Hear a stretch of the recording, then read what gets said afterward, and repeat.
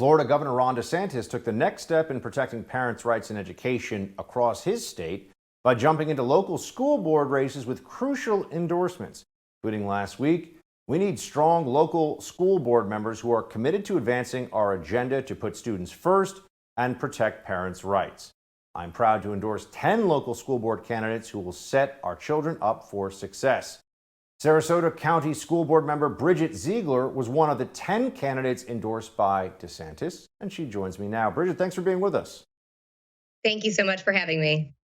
So the governor launched the DeSantis Education Agenda, which is a student-first, parent-centered initiative focused on setting Florida's children up for success, ensuring parental rights in education, and combating the woke agenda from infiltrating public schools. How do the school boards play into this, and what are you looking to do?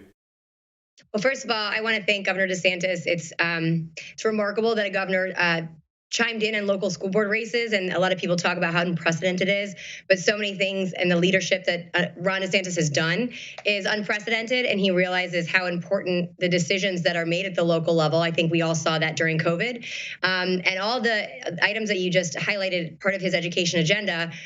While great being led by the governor, and then we have our a Republican-led state legislature, but it comes down to local elected officials at the school board level to hold that line, and they do play a critical role. I'm proud to be and humbled to be a part of the 10 that he endorsed, and proud to say that I am looking forward to holding that line as I have since I first got on the board. So you're already on the board. What are the kind of changes that you're seeking to do? I mean, I would assume there are other new school board members who are also looking. I mean, given the incredible focus, honestly, at the national level on some of the school board meetings in Virginia and obviously other states, including Florida, parents all over the country really focused in on this. So what are some of the things that you're trying to accomplish at your Florida school board in Sarasota? Well, first and foremost, so just to set the stage, we have a board of 5.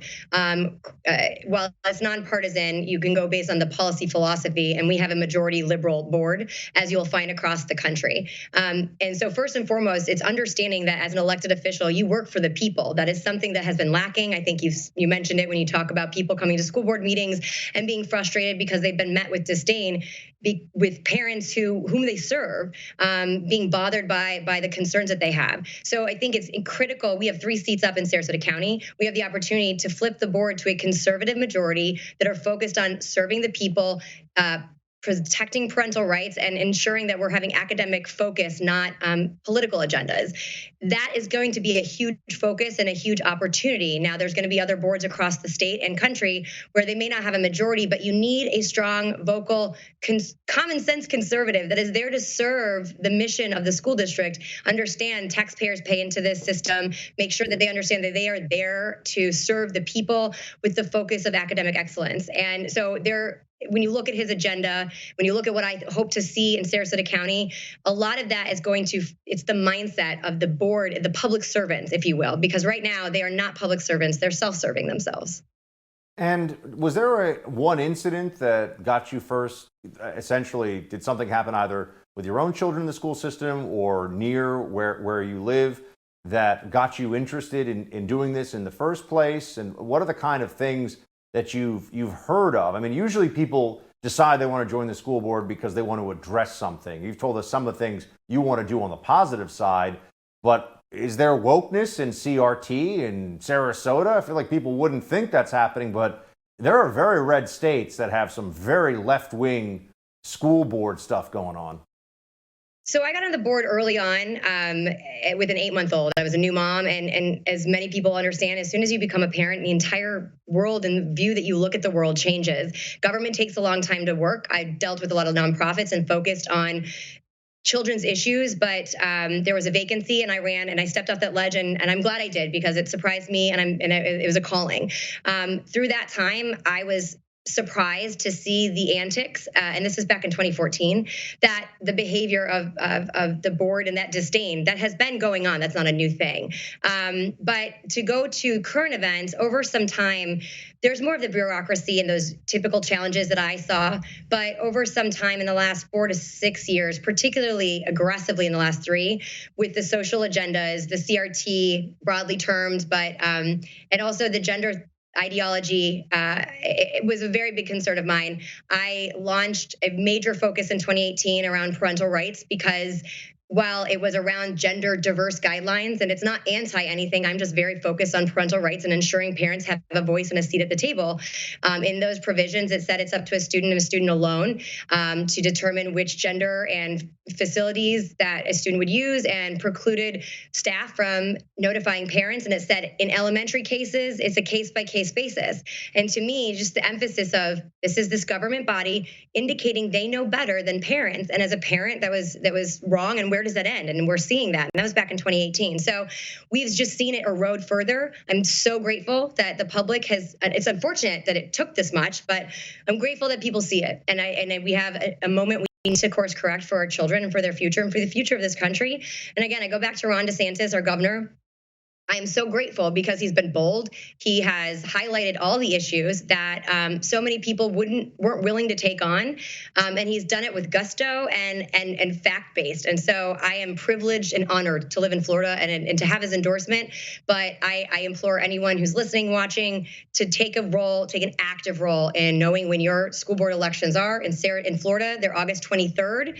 Most people think elections and they think November. In the state of Florida, because it's nonpartisan, August 23rd. I can't say it enough, to make sure that people show up, because local government is truly where things happen, and education is key when you think about the local economy, the future of your community, and the future of this country. So I will keep fighting. We need strong backbones, conservatives that are willing to understand, as a public servant, you serve the people.